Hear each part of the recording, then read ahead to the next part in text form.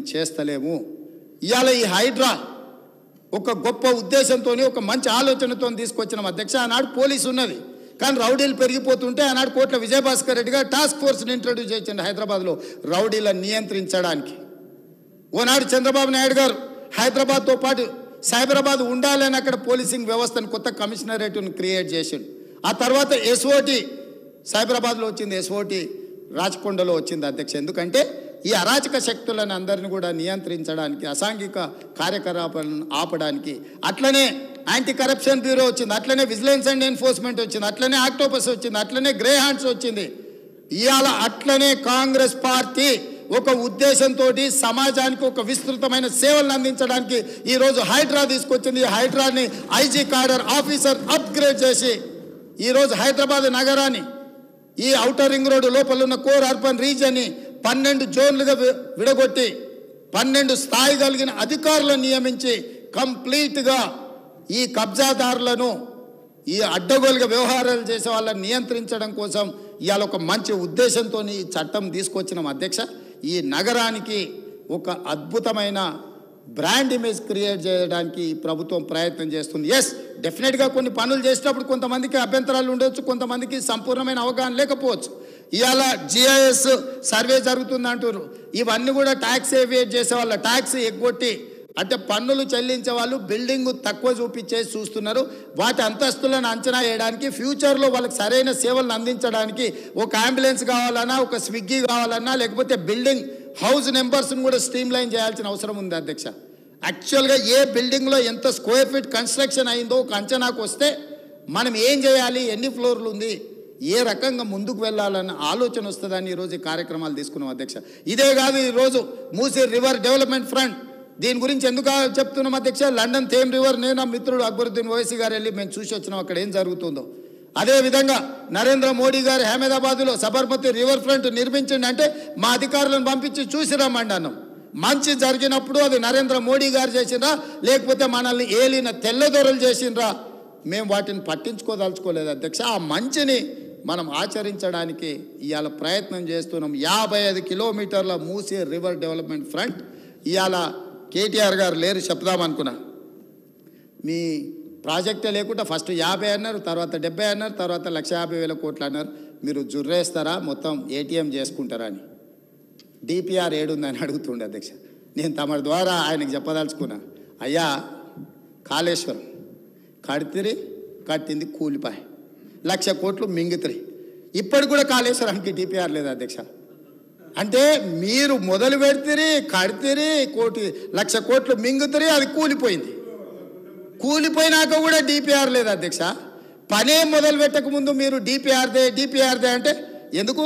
ఏ కాంట్రాక్టర్లు ఎవరు వస్తున్నారో కనుక్కొని దాంట్లో కమిషన్లు కొట్టాలనా అధ్యక్ష? ఏ ప్రతిపాదనైనా నేను నరేంద్ర మోడీ గారిని కలిసి, జలశక్తి మినిస్టర్ను కలిసి, ఈరోజు మల్లన్న సాగర్ ప్రాంతం నుంచి గోదావరి జలాలను తరలించడానికి ఉస్మాన్ సాగర్కి 6,000 కోట్ల రూపాయలు ప్రణాళిక తీసుకెళ్ళి అక్కడ ఇచ్చొచ్చినాం అధ్యక్ష. ఇవాళ మన మూసీ రివర్ డెవలప్మెంట్ ఫండ్కి ఒక 10,000 కోట్ల రూపాయలు మీరు సహాయం చేయండి. ఎప్పుడు కూడా any project I'm on record, A project అయినా ప్రతిపాదన చేసినప్పుడు లైన్ ఎస్టిమేట్ చేస్తాం అధ్యక్ష. ఇక్కడ నుంచి ఇట్లా అనుకుంటున్నాం, ఒక లైన్ ఎస్టిమేట్ చేసి ఒక అంచనాతోనే ఒక ప్రతిపాదన తీసుకెళ్ళి సంబంధిత బాధ్యత కలిగిన ప్రధానమంత్రి ఇంకొక మంత్రి వాళ్ళకి ఇస్తాం. వాళ్ళు ఒకవేళ ఆ project in principle if they agreed that project they will call for detail report. Then government ఆ డీటెయిల్ ప్రాజెక్ట్ రిపోర్ట్ తయారు చేసి ప్రభుత్వానికి సబ్మిట్ చేస్తారు. దాంట్లో మన కరెక్షన్స్ ఉంటే చేస్తారు అధ్యక్ష. ఇవాళ మూసీ రివర్ డెవలప్మెంట్ ఫ్రంట్ కోసం గ్లోబల్ టెండర్ పిలిచిన అధ్యక్ష. కన్సల్టెంట్స్ను అపాయింట్ చేసి ప్రపంచంలో ఉండే గొప్ప గొప్ప అనుభవాలతో ఈ మూసీ రివర్ డెవలప్మెంట్ ఫ్రంట్లో ఎంక్రోచ్మెంట్స్ మొత్తం తొలగించి వాళ్ళకు న్యాయం చేసి గత 5 నెలలుగా మా అధికారులు నిరంతరం పనిచేస్తున్నారు అధ్యక్ష. ఎంఐఎం ఎమ్మెల్యేలతో సహకారం తీసుకొని ఇవాళ మూసీ రివర్ నాలా మీద బఫర్ జోన్లో, లేకపోతే ప్రభుత్వ భూముల్లో, లేకపోతే అక్కడ ప్రైవేట్ భూముల్లో 10,800 మంది అక్కడ స్ట్రక్చర్స్ ఉన్నాయి. ఈ 10,800 మందిలో పొజిషన్ ఎంజాయ్మెంట్ ఎవరు చేస్తున్నారో ఇల్లు తిరిగి ఎన్యూమరేట్ చేస్తున్నాం అధ్యక్ష.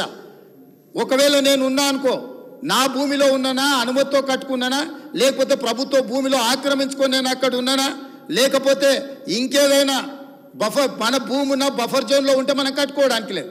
ఇట్లా రకరకాలుగా 55 కిలోమీటర్లు మూసీ రివర్ ఎంబడి మొత్తము ఎంతమంది ఉన్నారో వాళ్ళు ఎవరు, వాళ్ళని ఏ విధంగా తొలగించాలి, తొలగించేటప్పుడు ఏ రకంగా వాళ్ళకి న్యాయం చేయాలి, పేదలు నిరుపేదలకు వివిధ ప్రాంతాల నుంచి వచ్చి బ్రతకడానికి వచ్చి అక్కడ గుడిసెలు వేసుకొని బతుకుతుంటే వాళ్ళకు ఆశ్రయం కల్పించాల్సిన బాధ్యత, ఇల్లు ఇవ్వాల్సిన బాధ్యత మా ప్రభుత్వానికి. కాబట్టి వాళ్ళందరికీ డబుల్ బెడ్రూమ్ ఇల్లు ఇవ్వాలని వాళ్ళని ఎన్యూమరేట్ చేయమని చెప్పి మా అధికారులకు నేను ఆదేశాలు ఇచ్చిన అధ్యక్ష. అదేవిధంగా ప్రైవేట్ సొంత ఆస్తుల్లో ఉండి కట్టుకున్న వాళ్ళు ఉంటే టీడీఆర్, ఒకవేళ వాళ్ళ ఆస్తిని మనకిస్తే వాళ్ళకు బిల్డింగ్లు కట్టుకోవడానికి అదనపు అనుమతిస్తే వాళ్ళు బయట ఎక్కడైనా అమ్ముకోవడానికి వాళ్ళకి ఇవ్వాలనుకుంటున్నాం అధ్యక్ష. ఇదే కాకుండా ఎక్కడైనా ప్రభుత్వ భూమి ఉంటే ఇక్కడ స్థలం పోతే స్థలానికి స్థలం ప్రత్యామ్నాయంగా ఇవ్వాలి అన్న 3వ ప్రతిపాదన తెచ్చినాం అధ్యక్ష. 4వ ప్రతిపాదన ఏది లేకపోతే హైదరాబాద్ నగరంలో రోడ్లు విస్తరించడానికి, ప్రైవేటు ఆస్తులను సేకరించడానికి ఏ చట్టాన్ని ఉపయోగిస్తామో ఆ రకంగా భూసేకరణ చట్టం ద్వారా కూడా వాళ్ళకు నష్టపరిహారాన్ని ఇచ్చి ఈ పూర్తి ల్యాండ్ను మూసి నాలా ఎంబడి మొత్తం ఎంత ఏరియా కావాలనో మొత్తం తీసుకొని మార్క్ చేసి వాళ్ళందరికీ నష్టపరిహారం ఇచ్చి వాళ్ళని ఖాళీ చేయించి ఆ ల్యాండ్ ఓపెన్ చేసి డీటెయిల్ రిపోర్ట్ కోసం కన్సల్టెంట్స్ కోసం టెండర్లను పిలిచినాం అధ్యక్ష. అంతర్జాతీయ టెండర్లు పిలిచినాం. తొందరలోనే సాంకేతిక నిపుణులతో కూడుకున్న బృందం, ఒక కన్సల్టెంట్ బృందాన్ని అపాయింట్ చేస్తే ఆ బృందం ఏం నిర్మించాలనో చెప్పాలి, నిర్మించడానికి ఎంత అవుతుందో చెప్పాలి, ఇందులో పెట్టుబడులు పెట్టడానికి ఇతర బ్యాంకుల నుంచి అప్పులు కానీ లేకపోతే గ్రాంట్స్ కానీ ఇప్పించాలనో చెప్పాలి, లేదా అక్కడ మనం ఐటీ కారిడార్స్ కానీ లేకపోతే ఎంటర్టైన్మెంట్ కారిడార్స్ కానీ లేకపోతే డిస్నీ వరల్డ్ లాంటి అమ్యూజ్మెంట్ పార్క్స్ కానీ లేకపోతే మూసీ రివర్ మీద మనం ఫ్లైఓవర్స్ వేసి అక్కడ చిన్న చిన్న రోడ్ల మీద చేసుకున్న చిన్న చిన్న వ్యాపారస్తులను కూడా అక్కడికి తరలించి వాళ్ళకి వ్యాపారం ఎట్లా చేయాలి, వీటన్నిటి కోసము మేము అందులో నిపుణులైన వ్యక్తుల కోసము సంస్థల కోసం చేస్తున్నాం అధ్యక్ష. మేము ఎప్పుడు చెప్పలే 80,000 పుస్తకాలు చదివినాం, అంతా నాకు తెలుసు. మెదడు రంగరించి పిండి కడితే కాళేశ్వరం అయిందన్నారు. ఆ మెదడు రంగరించి కట్టి పిండి చేసి వెనక్కి తిరిగి చూసేవరకల్లా కుప్పగూలింది అధ్యక్ష. మేడిగడ్డ కాస్త మేడిపండు అయింది. అందుకే మేము 80,000 పుస్తకాలు చదివినాం అని అతి తెలివితేటలు ఈ ప్రభుత్వం ప్రదర్శించదలుచుకోలేదు. ఏ పని ఎవడు చేయాలనో వాడే చేయాలా. గాడిద పని గాడిదనే చేయాలి, కుక్క పని కుక్కనే చేయాలి. కుక్క పని గాడిద చేస్తే నడ్డిరిగిందని వెనకటికి తెలుసు కదా అధ్యక్ష మీకు. అట్లయితుంది, కాలు ఎరిగినట్టు నడ్డిరుగుతుంది అధ్యక్ష. అట్లాంటి తప్పులు మేము చేయదలుచుకోలేదు. నా ఉద్దేశం అది కాదు.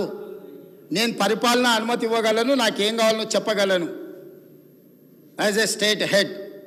దాంట్లో ఎవరు ఉంటే ఇప్పుడు మనం ఇల్లు కట్టుకుంటే స్ట్రక్చరల్ ఇంజనీర్ స్ట్రక్చర్ ఇస్తాడు, సివిల్ ఇంజనీర్ సివిల్ ఇస్తాడు, అదర్ ఇంటీరియర్స్కు ఆర్కిటెక్ట్ ఇంటీరియర్ డిజైనర్ ఇంటీరియర్స్ ఇస్తాడు. ఏ పని ఆ పని చేస్తారు అధ్యక్ష, ఎవరి పని వాళ్ళు చేస్తారు. అట్లనే మూసీ రివర్ డెవలప్మెంట్ ఫ్రంట్కు 1,50,000 కోట్లు 1,50,000 కోట్లని తోకదగిన బల్లిలాగా దుంకులాడుతున్నాడు అధ్యక్ష. ఇంతవరకు అంచనాలే రాలే.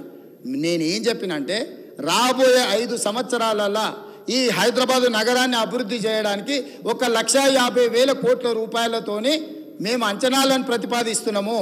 నేను చెప్పిన 1,50,000 కోట్లలో అవుటర్ రీజనల్ రింగ్ రోడ్కే దాదాపుగా 35,000 కోట్లు అవుతాయి అధ్యక్ష. కేంద్ర ప్రభుత్వం ఒకవేళ ముందుకు వచ్చిస్తే 50% వాళ్ళు ఇస్తారు అధ్యక్ష.